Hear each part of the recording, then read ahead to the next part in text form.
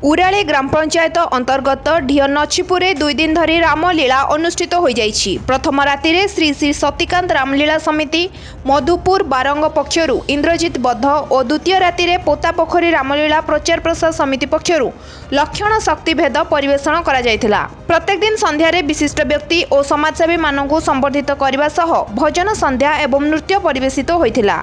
एही समस्त कार्यक्रम को मां जागुलाई रामलीला समिति और ढिय नछीपुर ग्राम्य कमिटीर समस्त सदस्य परिचालना करथिले। मो नाम प्रदीप दास, ढिय नछीपुर रामलीला कमिटीर संपादक। आज जो रामलीला होची आ विषय कौन कहे देखो अपन कटक सदर विभिन्न पंचायत रामलीला होची। आम रामलीला देखा जाऊ। आज परम सौभाग्य सब से रामकर से कौन केमती आम माने कांधरे आमको से कान कहला कहीदेले और आम खूब 15 दिन भितर आम मनस्थ कलु आम ढिय नछीपुर ग्राम रामलीला करूँ। जहाँ आम ग्रामर मुख्य शिक्षक जोगेन्द्र बेहरा और रामनगर अभिराम बेहरा तत्वावधान सहयोग आम गाँव में से रामलीला करने प्रतिनिधि देले कहले।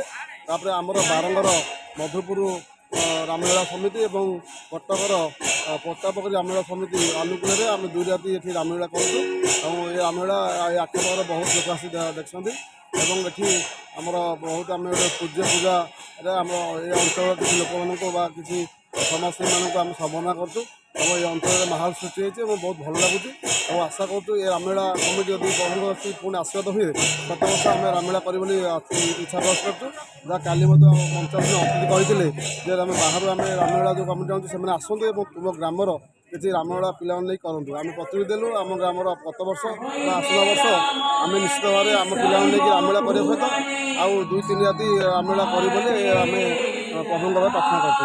प्रभु आम आशीर्वाद दिखाँ आम गत वर्ष रामलीला करने चेष्टा करूँ। कटकरू विभूतिभूषण तराईଙ୍କ रिपोर्ट लिव लाइव ओडिया।